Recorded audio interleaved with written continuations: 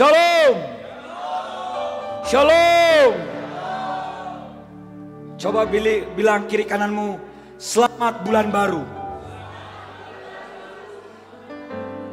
Katakan bersukacitalah. Saudara, kita ada di the month of Tammuz. Ya.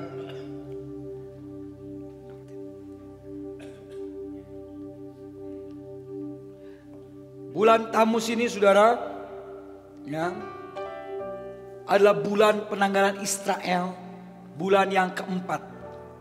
Saudara, kita harus tahu bahwa Tuhan memilih Israel sebagai prototype. Tuhan memilih bangsa Israel sebagai prototype. Dia adalah contoh, dia adalah teladan buat bangsa-bangsa, termasuk dan apalagi kita. Sebab di dalam Kristus Yesus kita adalah Israel rohani.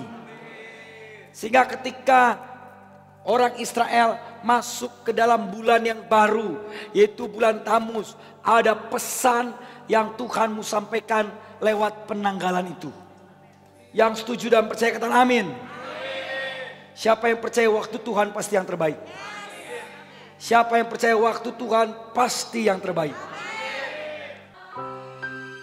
Kalau kamu percaya segala sesuatu indah pada waktunya, artinya kalau mau hidup kamu mau indah, kamu harus selaras dengan waktunya Tuhan. Kamu harus seirama dengan waktunya Tuhan. Nah, hari ini saudara, bulan Tammuz, bulan keempat, ternyata disebut juga sebagai bulannya Ruben. So, happy birthday for the Ruben tribes. Bilang happy birthday. Tetapi saudara, kalau kita tahu, kita telah melewati 3 bulan. Nisan, Iyar, Shifan. Itu mewakili apa? Abraham, Ishak, Jacob. Nisan, Iyar, Shifan berbicara Abraham, Ishak, Jacob. Tapi rabi-rabi Yahudi percaya bulan Tammuz dan bulan Av itu sebagai juga disebut dengan bulannya Esau. Karena Esau juga Ruben memiliki kesamaan. Apa kesamaan Esau dan Ruben? Kedua tokoh ini dia kehilangan hak kesulungannya. Di bulan ini Tuhan sedang memperingatkan kita, peganglah apa yang ada padamu supaya tidak seorang pun mengambil mahkotamu.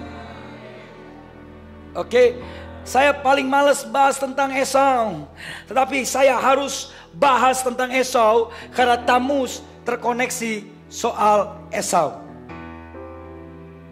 Tema khotbah saya hari ini adalah Spirit of Esau, roh Esau, dengan subtema Don't lose our inheritance. Jangan sampai kehilangan warisan.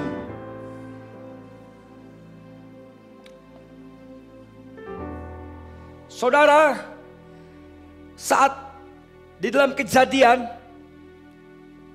saat Ribka mengandung anak kembar, Tuhan berfirman kepada Ribka.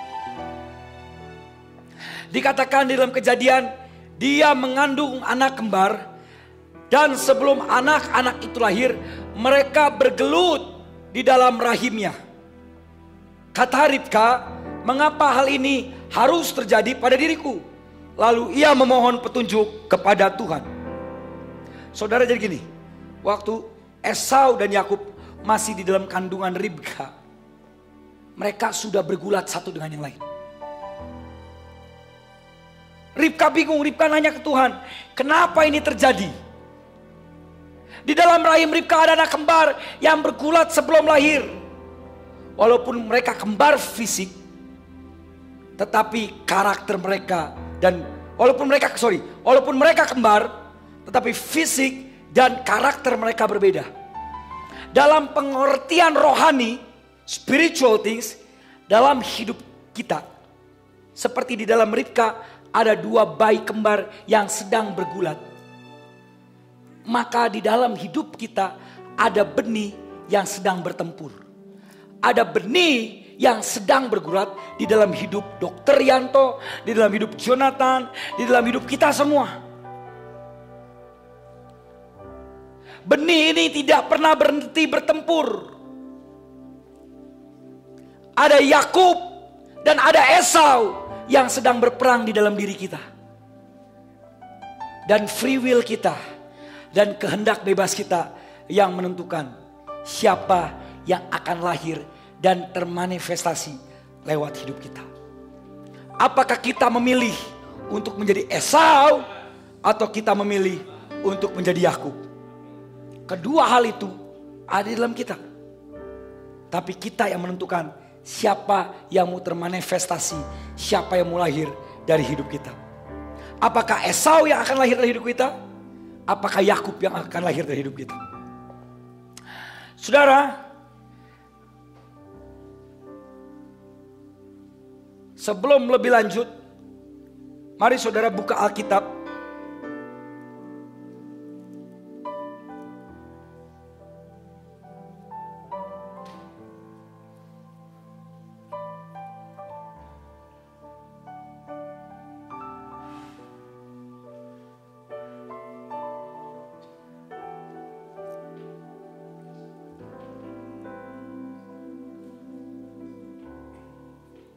Buka di ayatnya yang ke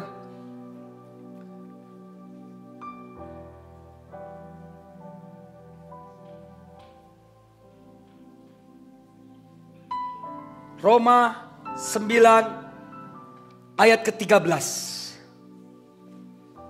Roma 9 ayat yang ke-13.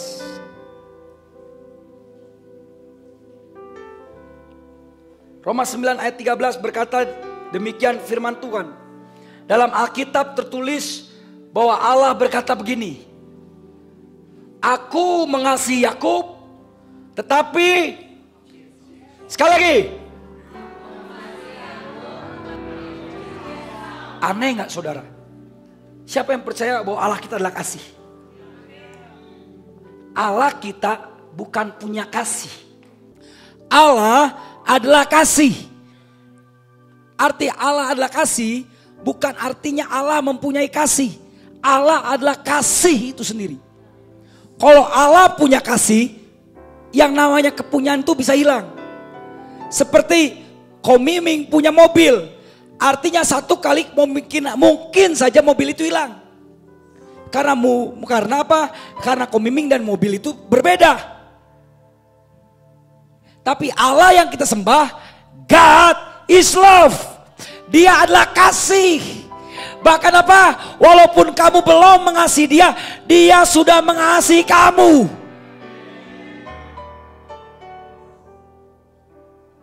You get something? Walaupun Dr. Yanto tidak setia, dia tetap setia.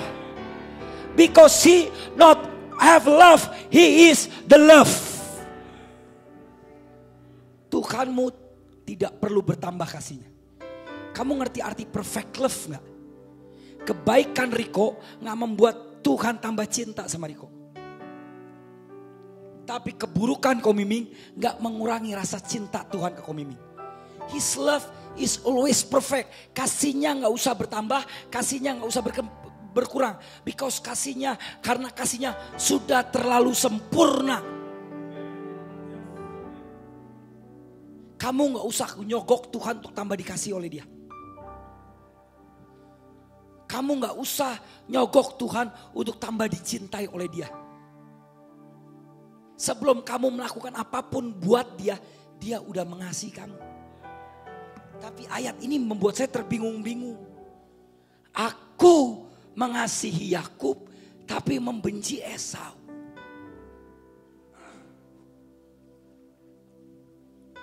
Keselamatan bisa hilang atau enggak? Keselamatan bisa hilang atau enggak? Kalau saya masuk kepada kata Allah adalah kasih, berarti ketika dia telah mengasihi kamu, bisa enggak dia berubah jadi membenci kamu? Hah? Jawabannya apa? Itu bisa. Karena udah saya kasih kayak ayatnya. Dengar ya baik-baik. keselamatan tidak bisa hilang. Sekali kamu diselamatkan oleh kasih karunia, maka selama-lamanya kasih karunia menyelamatkan kamu.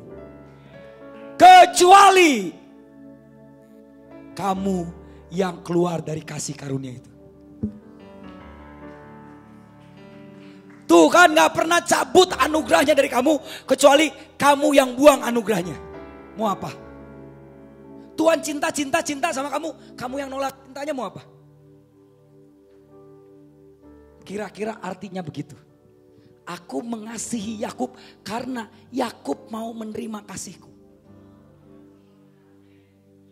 Tapi aku membenci Esau karena Esau sendiri yang menolak cintaku. Yakub memilih untuk dicintai aku dengan menerima cintaku. Tapi Esau berkali-kali aku mengasihi dia dan berkali-kali dia tetap menolak cintaku karena dia memilih lewat sifatnya, lewat keputusannya untuk dibenci oleh Tuhan. Dari pihak Tuhan selalu cinta. Keren nih. Dari pihak Tuhan tidak ada kebencian karena dia adalah kasih yang murni. He is the purity of love. Ini agak ngajar ya. Saudara, jadi yang datang-datang ke Fire City udah lama gak datang, baru datang lagi. Agak ngajar nih. Dapat gak nih? Jadi jangan datang, ini pasti nubuatan nih. Ini pasti kuamia nih. Ini pasti di ramal-ramal. Lu kira gua anak IndiHome? Kamu kesini bukan dengan nubuatan. Kamu kesini bukan dengan apa yang Yesaya Gunawan mau ngomong. Yesaya Gunawan manusia, bahkan dia kurang jauh dari sempurna. Kalau kamu kesini bukan karena nubuatan, bukan karena mau dikuamiain, bukan karena mau diramal. Kamu kesini karena kamu tahu ada firman Tuhan yang hidup dan berkuasa.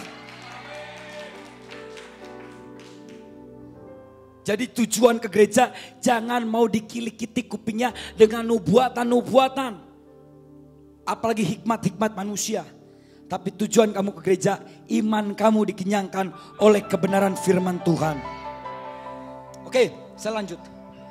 Dari pihak Allah selalu mencintai kamu, selalu mengasihi kamu, selalu menyayangi kamu. Karena dia the purity of love. Tapi dari pihak kamu bisa menjadi seperti Yakub yang menghargai cintanya. Dan akhirnya kamu memutuskan untuk bertahan di dalam anugerahnya. Sehingga Allah mencintai kamu.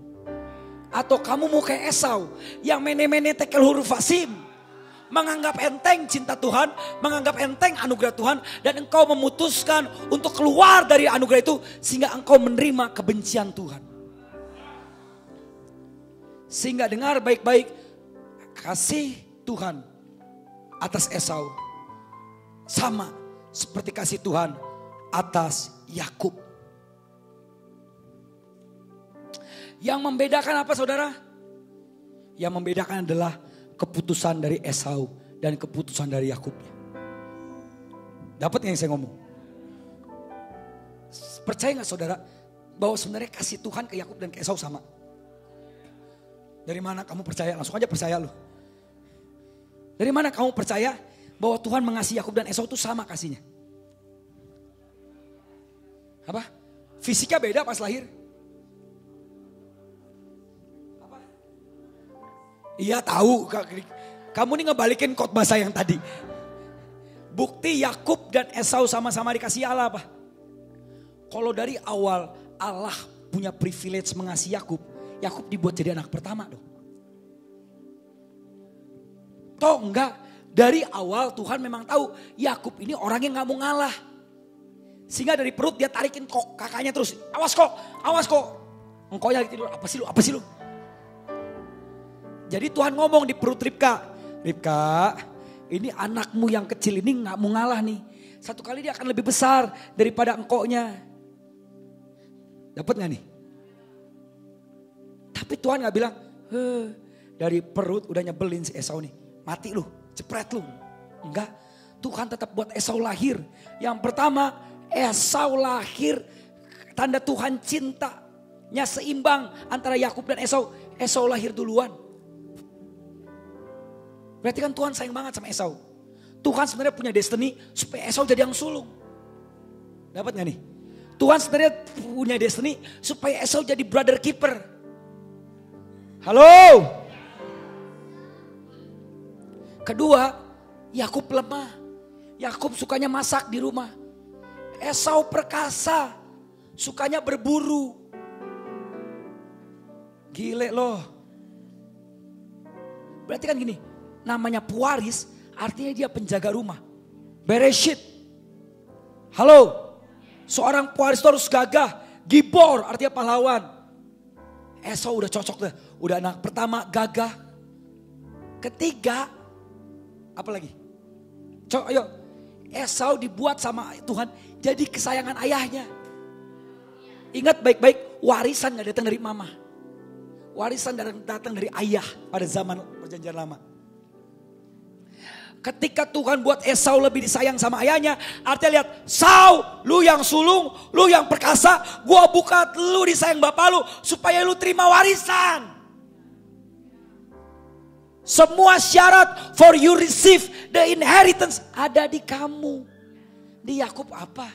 Anak kedua. Dekatnya sama nyokap. Demennya di dapur. Kagak ada dah bakat-bakat jadi penerima warisan. Tapi di ujung-ujungnya. Dengar ini serem. Di ujung-ujungnya kenapa ada kata Tuhan membenci Esau? Karena Esau yang memilih untuk membuang semua privilege. Dengar hari ini saudara. Tuhan kita gak pernah membedakan kamu dan saya. Dia kasih privilege yang sama untuk kamu dan saya. Halo? Masalahnya, kamu mau jaga privilege itu atau enggak?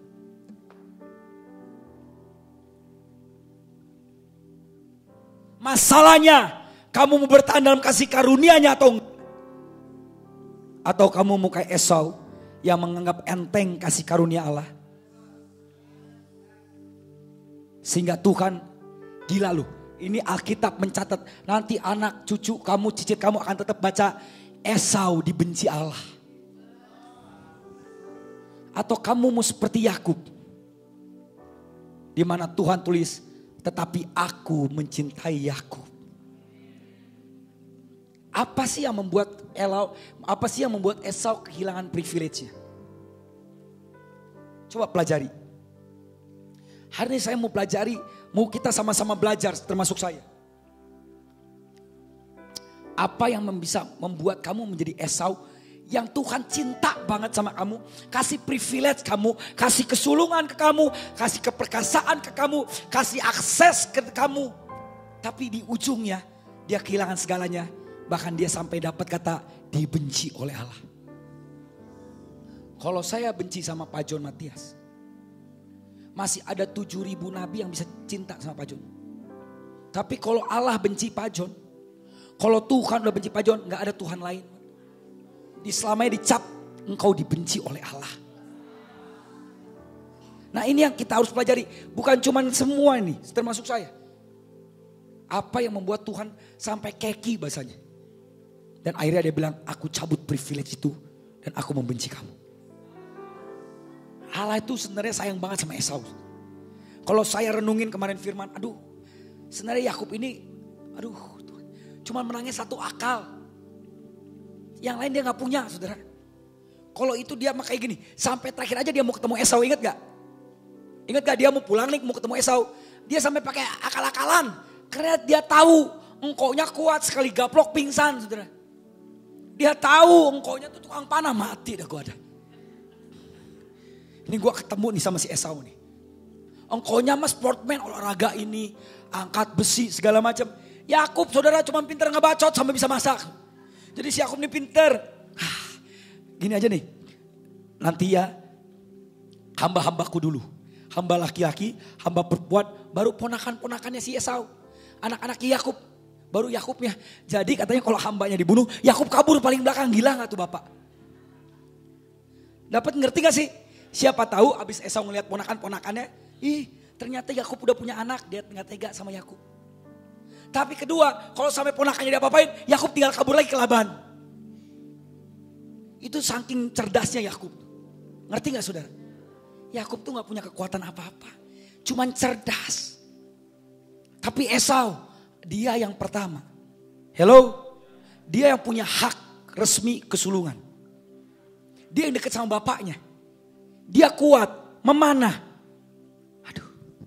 Tapi 4-5 privilege itu lenyap. Apa bagi saya ya, kita akan pelajari apa kebodohan Esau yang membuat privilege Tuhan hilang atas hidupnya. Bapak Ibu, mau hilang gak privilege Tuhan atas hidupmu? Mau gak hilang gak privilege Tuhan atas hidupmu?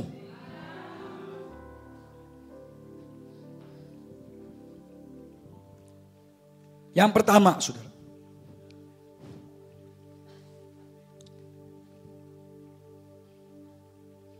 Esau, the hunter and the outdoor man.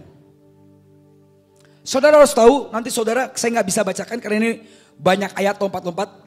Tapi percayalah ada di kitab Kejadian dan saudara bisa baca. Saudara, Esau memiliki hobi itu apa? Apa hobinya? Ada yang masalah gak dalam berburunya? Dosa gak berburu, Pak? Apa dong masalahnya? Masalahnya gini saudara, Esau itu suka berburu. Berburu gak mungkin di dalam rumah. Dia pasti adanya di mana? The field, di hutan. Ketika dia berburu di hutan, dia sangat suka berburu, gak salah. Salahnya, dengar baik-baik. Ketika Esau yang hobinya berburu di padang, secara tiba-tiba dia kecanduan sama hobinya. Dia addicted sama hobinya. Sampai Alkitab mencatat bahwa nama Esau terkenal adalah pria padang. The man in the field. Biar saudara yakin, saya kasih dulu ayatnya dah.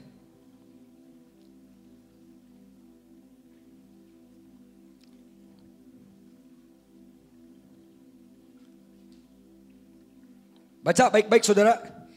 Kejadian 25 ayat ke-7.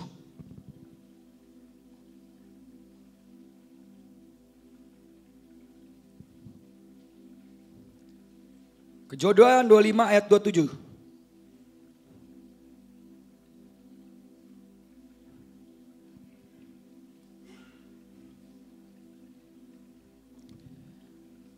Saudara, bahasa Indonesia gimana? Lalu bertambah besarlah kedua anak itu. Esau menjadi seorang yang pandai berburu. Seorang yang suka apa? Bahasa Inggrisnya enggak loh. Saya bacain bahasa Inggris ya. When the boys grow up, Esau was a skillful hunter, a man of the field. Seorang pewaris, dengar baik-baik, dia adalah double portion.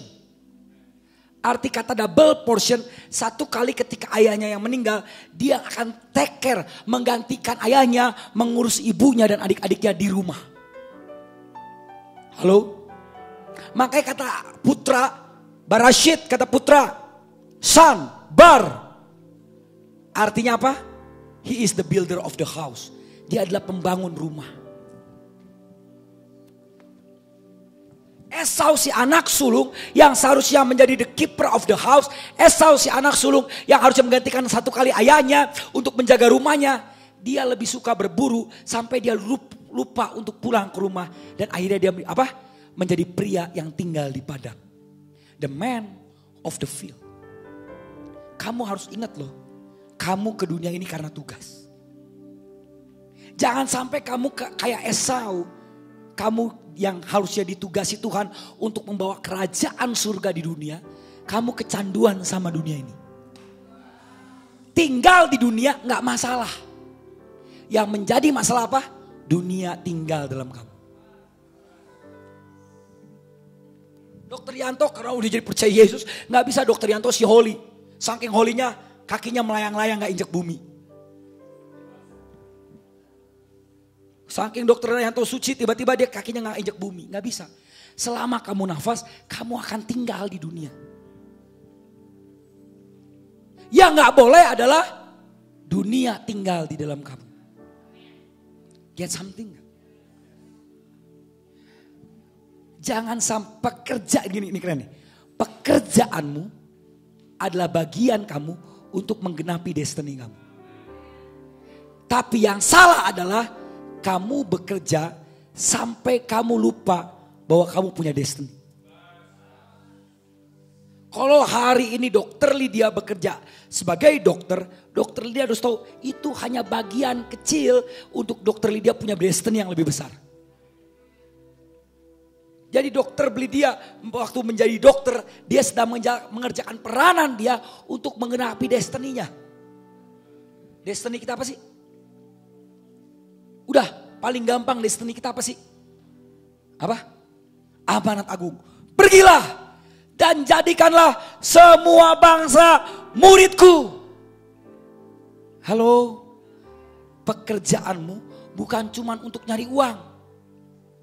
Tapi pekerjaanmu adalah cara Tuhan supaya kamu bisa menggenapi amanat agung, menuai jiwa-jiwa untuk kemuliaan Yesus.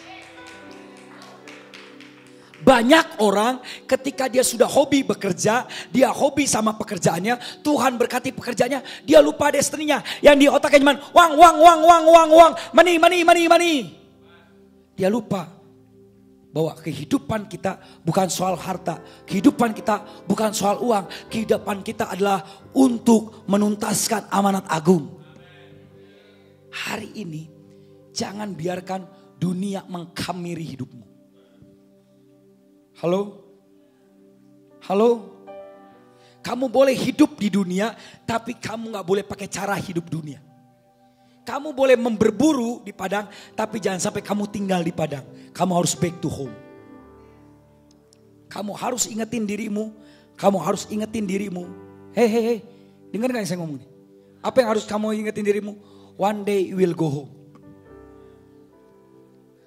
Seenak apapun hidup kamu di dunia, jangan melekat dengan dunia ini. Karena satu kali kamu gak akan pernah tinggal di sini lagi. Tuhan akan suruh kamu go home. Pulang. Kok gak ada amin? Banyak orang kayak Esau dalam hidupnya. Engkau gak jatuh ketika Tuhan menguji engkau. Engkau jatuh ketika Tuhan memberkati engkau. Jangan sampai dunia ini mengubah identitasmu sebagai anak Allah. Jangan kompromi dengan dunia ini. Halo? Bilang di kiri kanan, jangan melekat dengan dunia ini.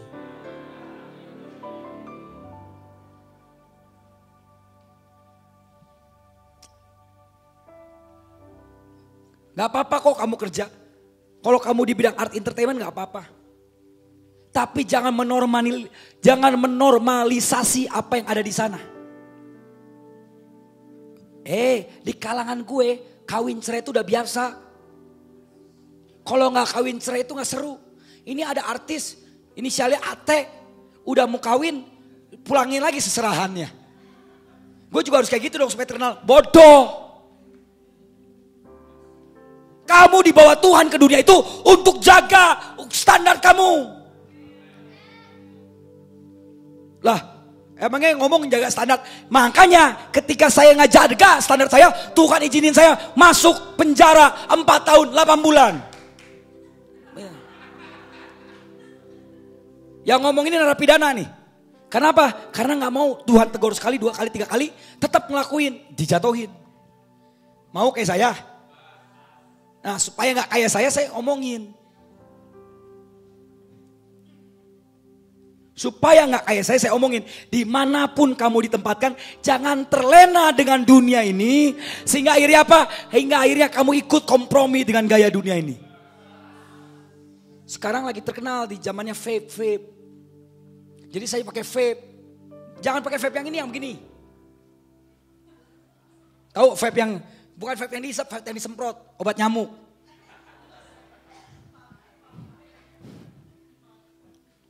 Kan sama-sama vape. Mau iya biar asik. Pakai vape juga asik, muter juga tuh. Di Dimanapun kamu ditempatkan, standarmu kerajaan Allah, bro.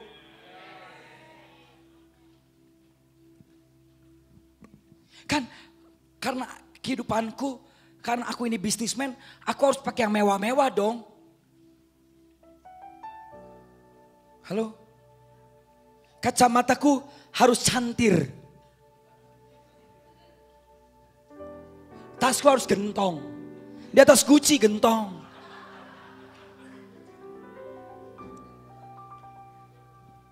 Salah nggak? Enggak. Beli LV salah nggak? Yang salah beli LV Sukaisi. Nggak boleh. Yang salah adalah ketika engkau beli barang branded itu.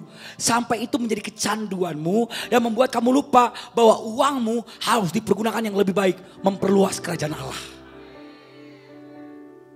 Amin. Karena manusia itu dikasih satu maunya dua. Dikasih dua maunya tiga. Lu kira Sarimi dua. Gak bisa. You get something gak pemikiran saya? Dengar baik-baik hari ini. Jangan sampai dunia merasuki kamu. Yang membuat Esau kehilangan privilege-nya sebagai pewaris. Yang pertama apa? Katakan bersama-sama. Kemelekatan dengan dunia. Bilang kemelekatan dengan dunia.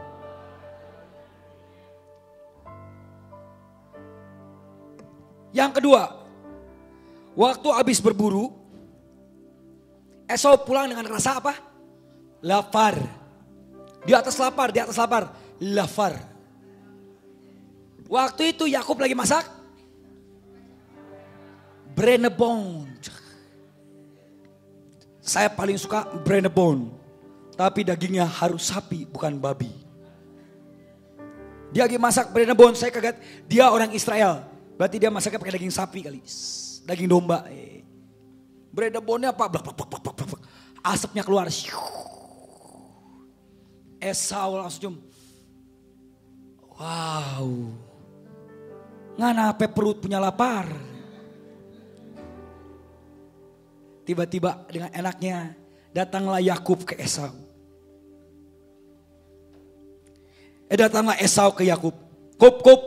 Yakub. Antum masak apa antum? Oh, ini nih enak nih. Brenebon. Pakai kacang merah, seledri, nggak pakai MSG lagi sehat. Semangkok lah. Ini masaknya ini lama nih. Mahal nih bahan-bahannya. Lu hitungan amat sama engkau sendiri, nggak bisa. Yaudah lagi nih. Kok daripada lu kan mau ini nih, lapar kan? Mau. Udah gak usah banyak mikir. Saya kasih sebagian dari sop kacang merah saya. Tapi kamu kasih seluruh hak keseluruhan kamu. Halo? Dan apa yang terjadi? Esau berkata, yes, gak apa-apa. Perut gue udah lapar, yang penting gue makan. Dia gak berpikir panjang, dia ambil itu sebagian kacang merah. Tapi saat itu dia kehilangan keseluruhan hak kesulungan. Kok diam aja sih?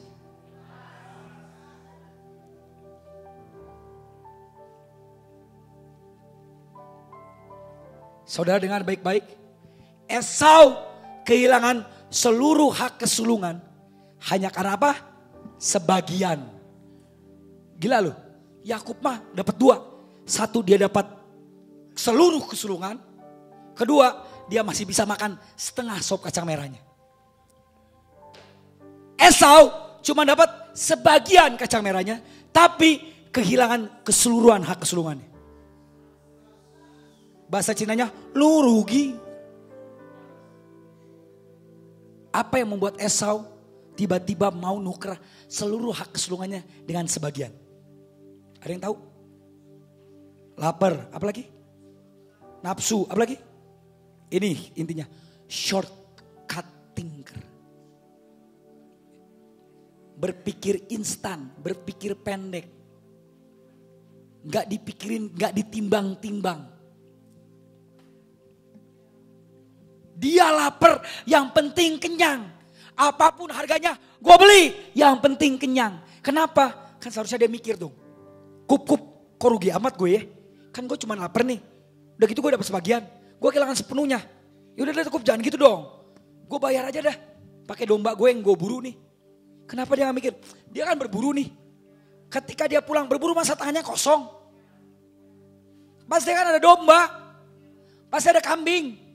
Minimal babi hutan. Kenapa yang ditukar hak kesulungannya? Kenapa dia gak mikir?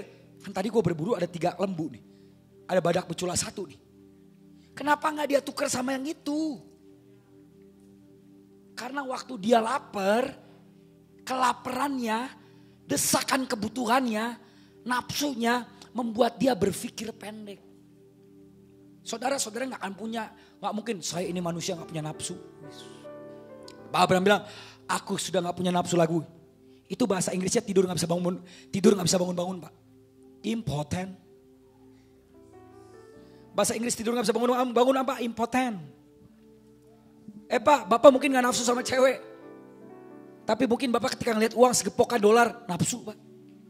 Setiap kita pasti ada nafsunya. Gak mungkin gak ada. Yang begini, sebagai manusia kita pasti punya nafsu. Permasalahannya, jangan mau kalah sama nafsu kita. Cara supaya kita gak kalah sama nafsu kita. Kenapa? Kalau kita berpikir panjang. Halo? Lihat kerugian yang akan kita terima kalau kita melakukan nafsu itu.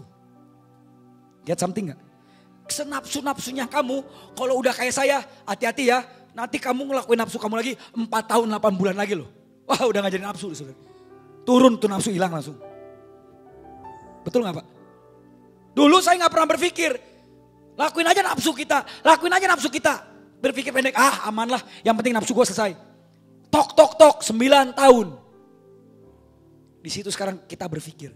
Setiap kita mau melampiaskan nafsu kita, apa yang kita dapatkan? Apakah sebanding dengan apa yang kita lampiaskan itu? Halo? Ketika Hendrik, dia mau lampiasi nafsu dia. Wih, dia ngeliat janda. Wah, bohai deh tuh janda dah. Pas dia turun dari mobil dikedipin matanya. Ternyata bukan kedip, picak tuh janda.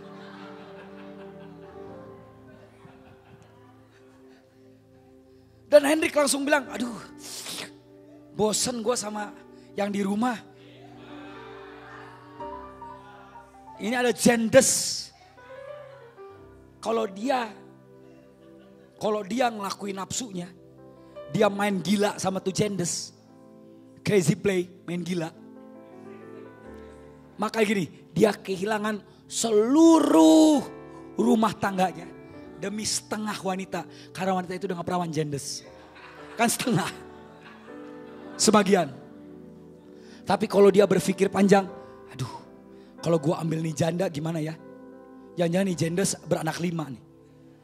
Gile, enaknya cuma sekali, ada 5 yang nyusahin. Dapat gak nih? Dapat gak nih? Enaknya cuma sama 1 orang, bebannya 5 orang. Astagfirullah. Ketika dia berpikir panjang, nafsunya hilang. Karena nafsu hanya bisa direm dengan berpikir panjang. Halo? Halo? Anak muda. Jangan berpikir pendek. Yang penting kita cinta. Aduh, ini di YouTube sih gak bisa ngomong kasar. Muka lu cinta. Anak muda sekarang ada pasangan beda agama. Satu namanya Yeremia, satu namanya Ubedillah. Kok laki sama laki? Udah gak boleh dong, udah pasti. Udah satu beda agama, kedua sama jenis. Aduh, gak usah lah. Satu Darren namanya. Anggap di sini gak ada, namanya kan yang ini Samuel, ini Darren. Satu lagi si Sucat. Kepanjangannya Sucat Pelat Poong.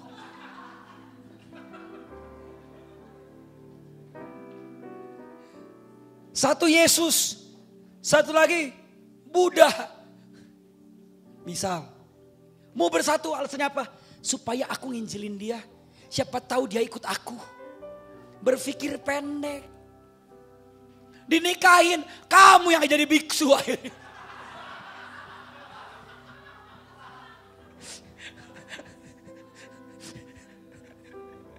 Apa?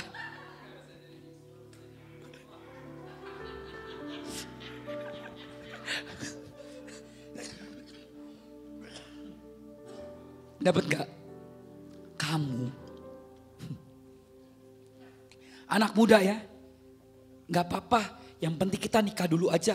Aku yakin kok akhirnya dia akan ikut aku. Halah Mak Jan, shortcut thinker. Kamu lihat hal, kamu cuma dapat tuh cewek yang kamu kira dia cantik. Hei, sekarang 30-20 dia cantik. 40 tahun lagi. Itu pipi kesini, tuh sini kesini. Kalau dia keberatan diangkat.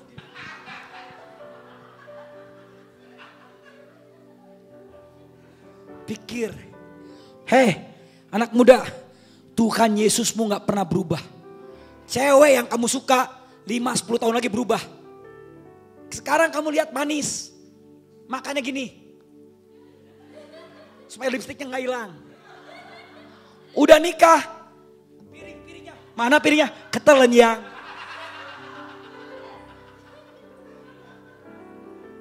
Don't shortcut thinker. Kalau kamu mau jadi Esau, begitu caranya. Nafsu, oke, jadi terserah. Kalau let be it be itu kepada Allah. Kepada dirimu mikir dulu. You dapet gak sih? Yang saya ngomong. Pokoknya Bu Hanyo, ada yang nawarin, Bu, investasi ke ini Bu. Besok ibu akan dapat 3M. Besok dapat 3M. Dia investasi. Datang ibu Hanyonya. Mana 3M saya? Makasih. Ketika kamu dijanjiin orang apapun, don't shortcut thinker. Jangan sampai nafsu memotong pikiran kamu sampai kamu berpikir pendek. Belajar untuk tarik nafas. Hembuskan. Tarik nafas. Tahan 10 menit. Gak akan kamu kena nafsu. You get something yang saya ngomong. Kata yang kedua, jangan shortcut thinker. Ya udahlah, kita lakuin aja dulu. Kita lihat nanti besok gimana. Lihat aja nanti. Gak gitu. Bilang gak ada shortcut thinker. Tapi berpikir bukan bagaimana nanti, tapi nanti bagaimana. Halo? Kalau saya putusin ini, nanti bagaimana? Kalau saya putusin ini, nah luar biasa. Padahal firmannya keras, tapi Pak Abraham menikmati. Karena dia tahu dia bukan Esau, dia Yakub. Keras loh ini. Kita sebelum berpikir jalan pendek. Amin. Kita harus berpikir panjang.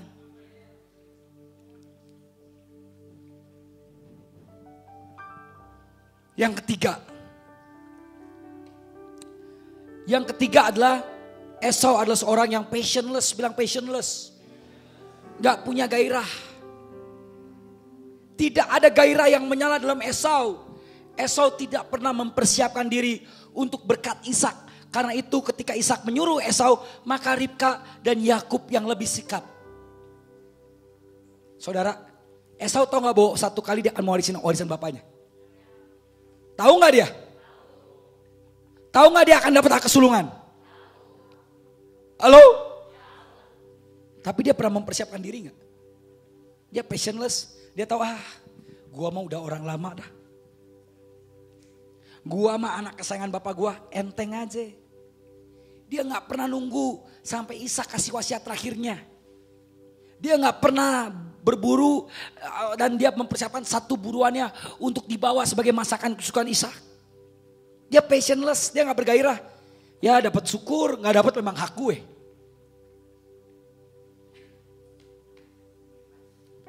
Makanya beda sama Yakub sama Ribka. Ribka itu emak yang ambisius, Yakub anak yang ambisius. Gile, dua ambisius. Tiap hari dia nguping, ini Ishak lagi ngomong apa nih? Setiap Esau dipanggil, Sau, masuk ke tenda. Kup. Dengerin bapak lu ngomong apa nih? Satu titik. Ishak panggil, Esau. Papa udah tua. Papa mau ngasih berkat papa ke kamu. Tapi satu hal. Kamu pergi dulu berburu. Udah gitu masak masakan yang papa suka. Baru papa berkatin kamu. Esau karena gak pernah bergairah. Esau belum mempersiapkan diri. Sehingga apa? Sehingga dia berburu dulu. Dia ke hutan dulu. Tapi Yakub sama Ribka dengar, Kop, ayo. Ternyata tinggal di microwave. Selama ini Ribka udah masakin kesukaan suaminya, udah gitu di freezer. Ini saatnya dia microwave. Ini kan namanya juga, ini kan drama modern. Di microwave, udah jadi, diambil bulu domba, dipakein ke Yakub. Kop, let's go.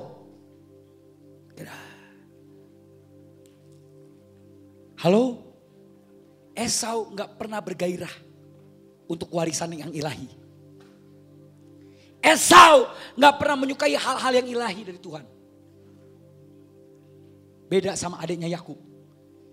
Yakub tahu bahwa walaupun itu cuma kata-kata dari ayahnya, itu bisa mengubah seluruh dunia. Sehingga Yakub sama Ribka itu sangat ambisius untuk itu. Dia pakai segala cara gimana untuk bisa sikat warisan Esau. Salah gak? Salah gak? Salah gak? Tapi Tuhan mencintai Yakub kok. Dengar ya, karena gairah Yakub Pak. Karena passion Yakub, Tuhan jatuh cinta sama Yakub. Tapi tetap resiko harus diambil. Karena kecurangan Ribka gak sampai matinya gak pernah ketemu anak kesayangannya. Resiko harus dibayar. Harga harus dibayar. Tapi Tuhan gak bisa bohong. Karena gairahnya Yakub, Tuhan jatuh cinta sama Yakub. Ingat ya, Allah adalah, tapi Allah juga adil. Karena cintanya Allah jatuh cinta kepada gairah Yakub. Tapi karena keadilannya Yakub harus ditipu sama Laban 14 tahun dan dia gak bisa ngeliat mamanya meninggal. Dapat ya? Lewat keadilannya Yakub harus bayar resiko. Tapi lewat cintanya Tuhan jatuh cinta dengan gairah Yakub. Mau gak kamu Tuhan gairah sama kamu? Mau gak sampai Tuhan bilang, maka aku mencintai Sigit. Pak Sigit, kalau Tuhan udah jatuh cinta sama Pak Sigit, belum Pak Sigit minta Tuhan udah kasih.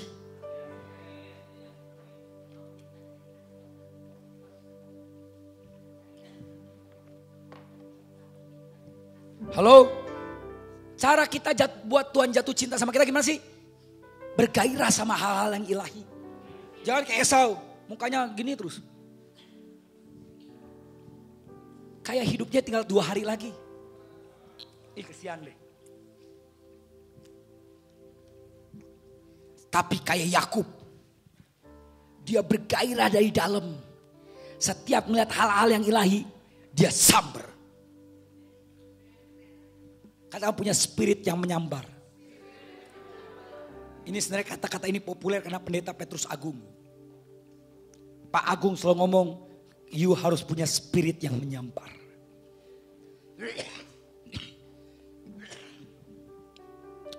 Mulai saat itu saudara, saya tanamin di jiwa saya harus punya spirit yang nyambar.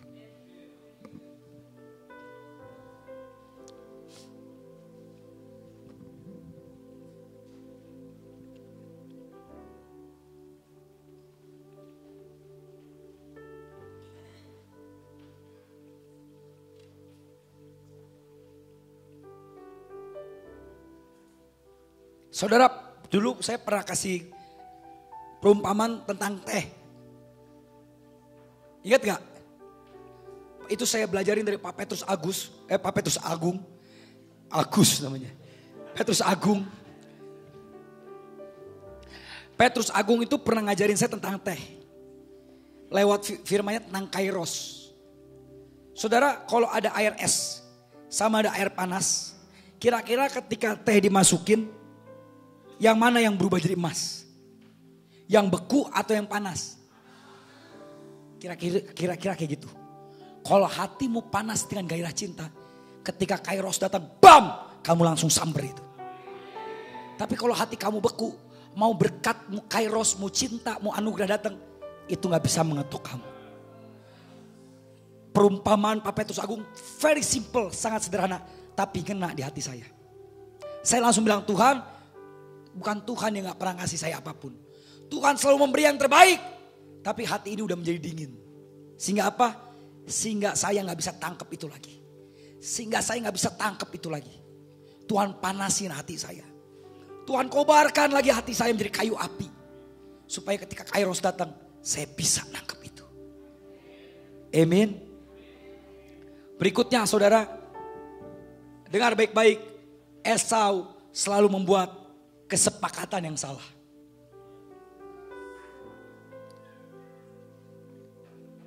Esau, ini saya bacain dulu dah. Aduh, kalian nanti takutnya saya bilang ngibul lagi.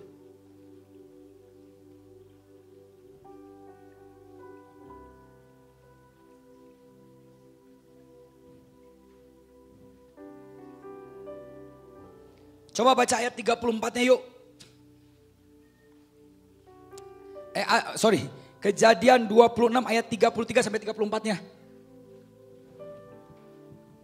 Coba Kejadian 26 ayat 33 sampai 34-nya. Lalu dinamainya sumur itu Sheba, sebab itu nama kota itu adalah Beersheba sampai sekarang. Lanjut. Ketika Esau telah berumur 40 tahun, ia mengambil Yudit anak Beri, orang Het, dan Basmat, anak Elon, orang Het, menjadi istrinya. Coba saudara sebentar.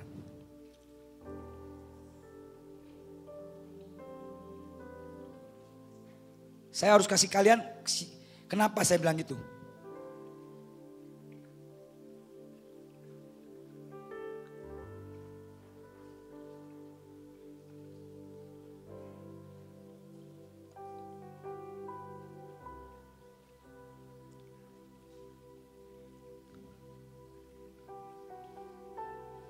Saudara lihat baik-baik.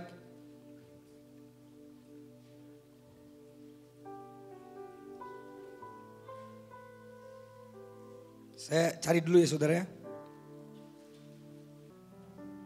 2-3. Maka Esau pun 2-3.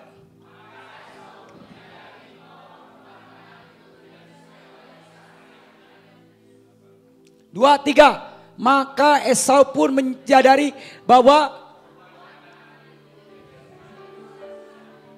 lihat nggak kebodohannya? Berikut lagi bodoh lagi.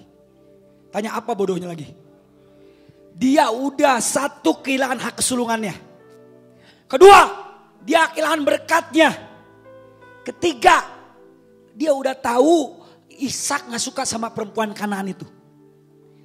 Dia tuh cuma punya dekingan, satunya lagi itu bapaknya. Kalian ini nggak ngerti nih. Tuhan ini udah kehel sama Esau. Semenjak kapan? Semenjak dia jual hak kesulungan. Kedua, satu hak kesulungannya udah hilang. Kedua, apalagi yang udah hilang? Berkatnya apa? Berarti dekingan Esau cuma siapa? Bapaknya, karena bapaknya cinta banget sama Esau.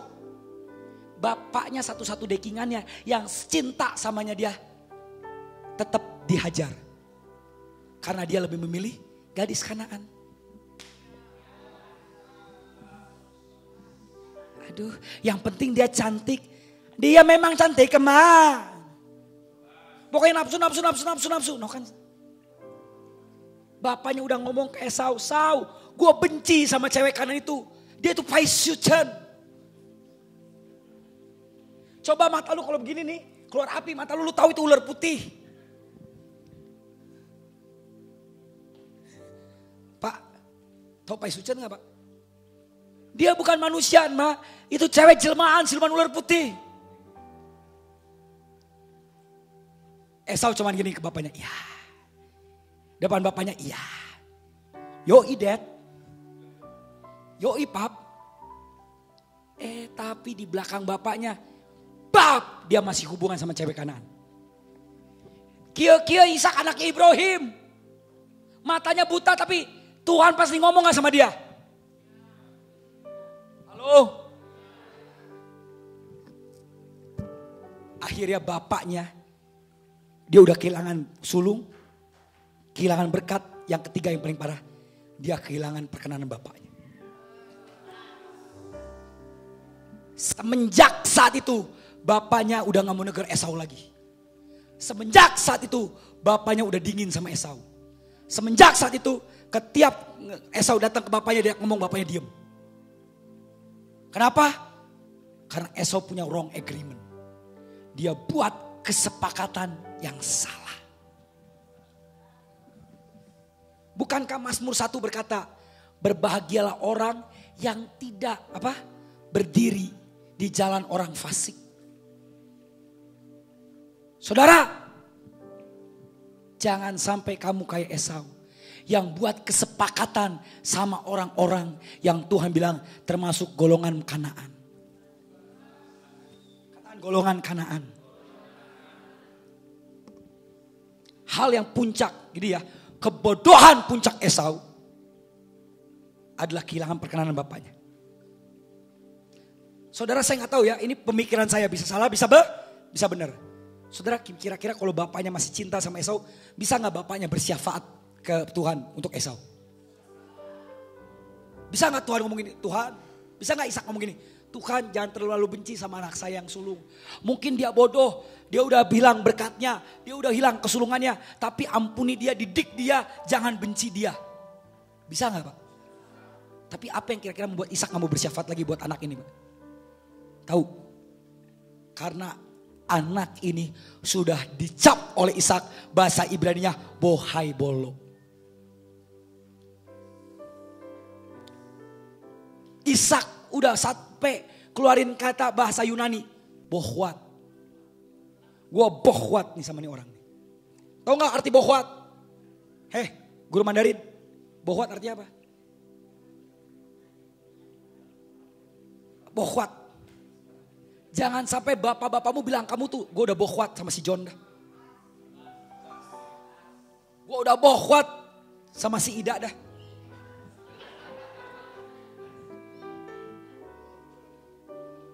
Lebih baik kalau waktu itu Esau minta digebukin sama Ishak.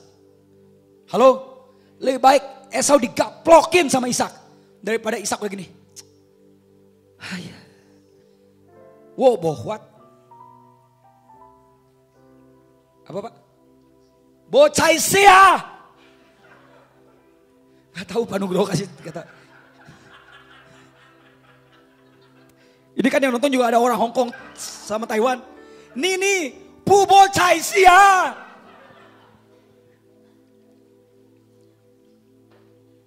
Saudara belajar hari ini.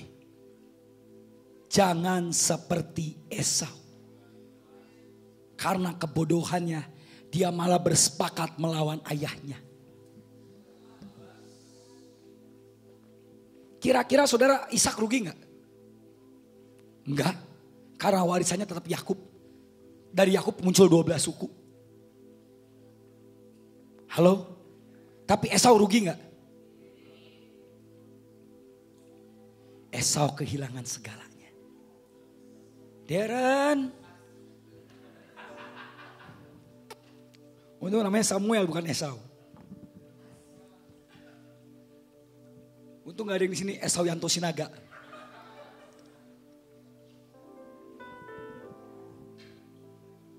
Saudara, kamu harus ngerti loh. Seperti Esau yang bodoh, kamu gak boleh bodoh.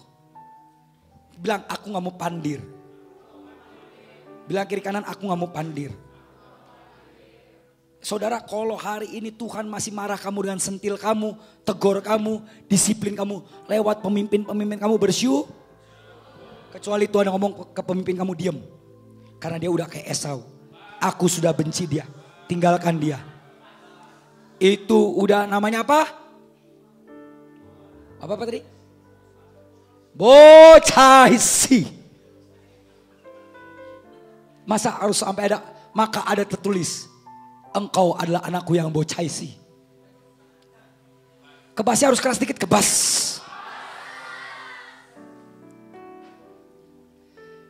Berikutnya saudara, katakan Esau menghinakan yang rohani. Bilang Esau menghinakan yang rohani. Yuk buka di Ibrani dulu yuk. Ini udah mau habis kok. Tinggal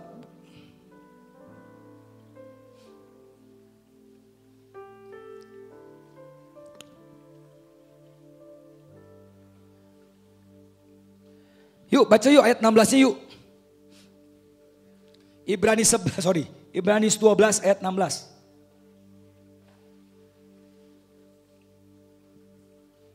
Dua, tiga. Janganlah ada orang yang menjadi cabul atau mempunyai nafsu rendah seperti yang menjual.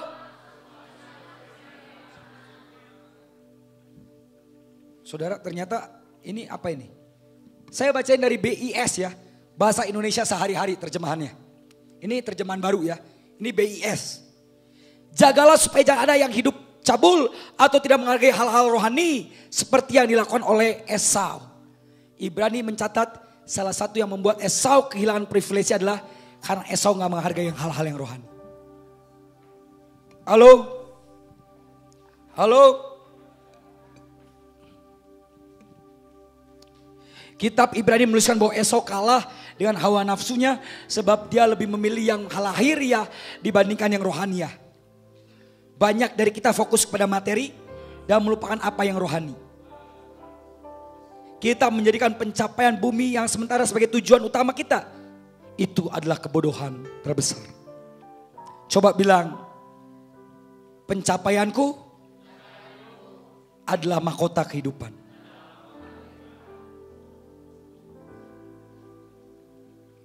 Saya ngomong, ini Darren nih satu kali mau kuliah setelah lagi nih. Dia pernah masuk apa Pak? The Voice. Kalau kamu betul takut sama Tuhan dari umur kamu sekarang Darren, satu kali kamu pasti lebih hebat dari saya. Apalagi kamu hidup kudus tak bercacat celah, nggak dulu ngelakuin kebodohan kayak saya. Pasti kamu dipakai Tuhan jauh lebih hebat. Terima kasih atas hinya. Karena kalau nggak ada Ibu Ida nggak seru ini gereja. Ya. Coba dari kecil udah jago nyanyi. Masuk The Voice Kids, udah menang lomba berapa kali Pak? Terlalu banyak tuh sampai banyak yang gak inget tuh. Saya nyanyi itu kalau cuma dalam urapan. Dan nyanyi pun itu lagi. You get something gak? Jadi MC bisa. MC kawinan, MC kematian. Ya, silakan mayatnya tiduran dulu. Ketawa kenapa bener. Sudah mandi Pak mayat? Sekarang di TikTok khotbah melulu.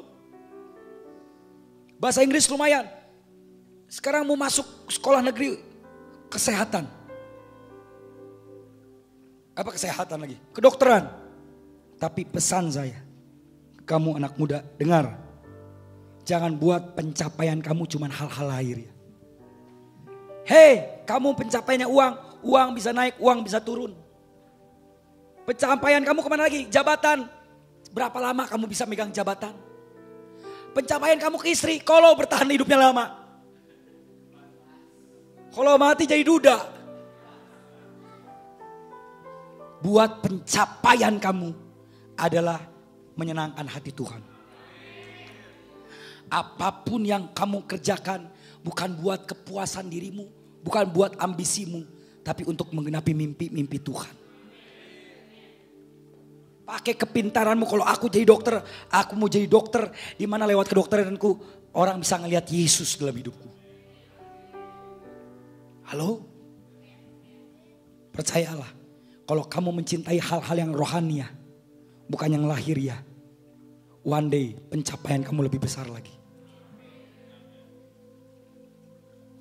Bener, ini ada anak muda satu nih, bidadarinya Pak John. Siapa namanya Pak John, bidadarinya Pak John? Yesi. Namanya sekarang berarti Yesi Matias. Karena anak rohaninya Pak Matias. Saudara, mungkin pencapaian kamu bukan artis. Pencapaian kamu bukan apa lagi? Bisnis. Pencapaian kamu bukan apa lagi? Konglomerat. Tapi saya lihat kamu punya haus lapar untuk rohania. Kamu kejar, naik Grab, naik kereta, naik apapun. Buat apa? Buat dengar firman Tuhan. Satu kali pencapaian kamu lebih luar biasa. Apa pencapaian kamu nanti? Revival to the nations. Saya yakin itu. Saudara dengar baik-baik.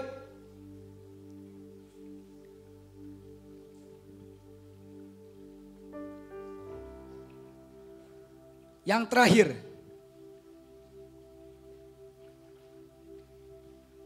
Saudara tahu nggak? Saya baru tahu bahwa ternyata Esau adalah nenek moyangnya bangsa Romawi.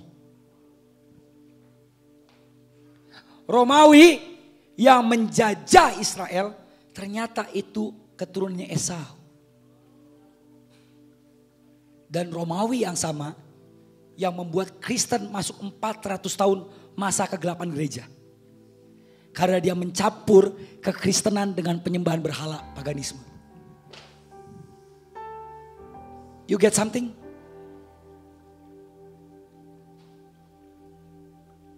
Saudara, apa yang saya mau lihat? Apa yang kita mau pelajari?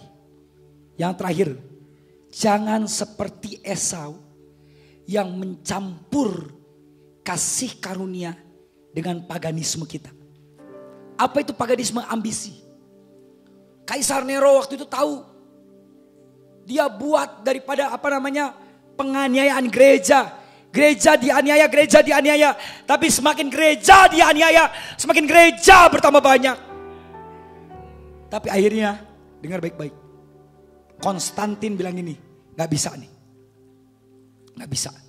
Kalau kita aniaya gereja terus, gereja akan makin berkembang. Apa yang dia buat? Udah. Konstantin buat kekristenan menjadi agamanya Roma. Tapi apa? Tapi Alkitab diubah-ubah sama dia. Dan yang kedua apa? Dia buat hari raya penyembahan berhala jadi hari raya Kristen. Supaya apa? Supaya Kristen boleh bertambah banyak, tapi dia nurut sama ambisinya Konstantin. Ini masalah besar. Yang terakhir, jangan memanfaatkan Tuhan, tapi dimanfaatkan oleh Tuhan. Jangan meres Tuhan. Tuhan, pokoknya kalau lu gak kasih berkat, gue bete, gue bad mood, gue gak mau ke gereja. Hey. Lucu nih orang.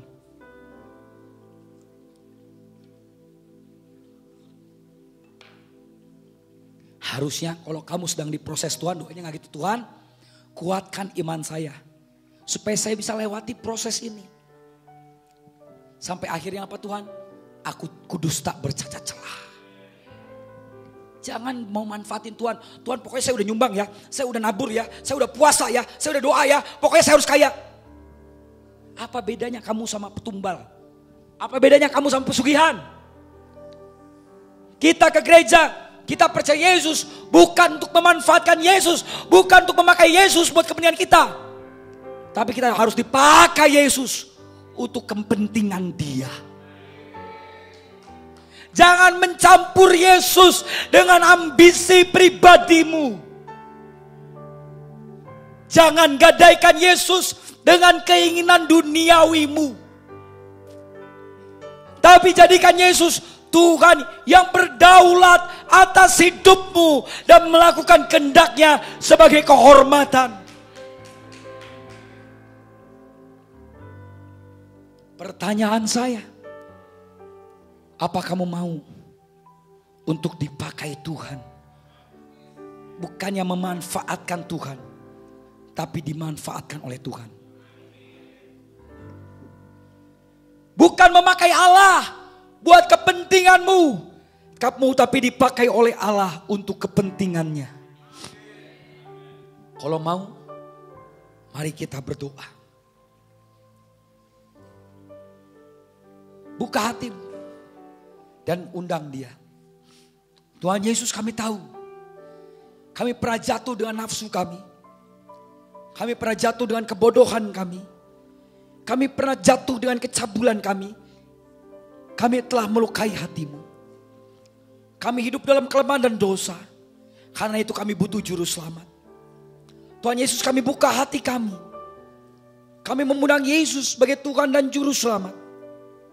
Tinggal dalam hidup kami, bertahta, berdaulat, dan berkuasa untuk selama-lamanya. Kuduskan kami, tahirkan kami oleh darah-Mu. Dan di dalam nama Yesus, kami menyerahkan diri kami, biar nama kami tertulis di kitab kehidupan.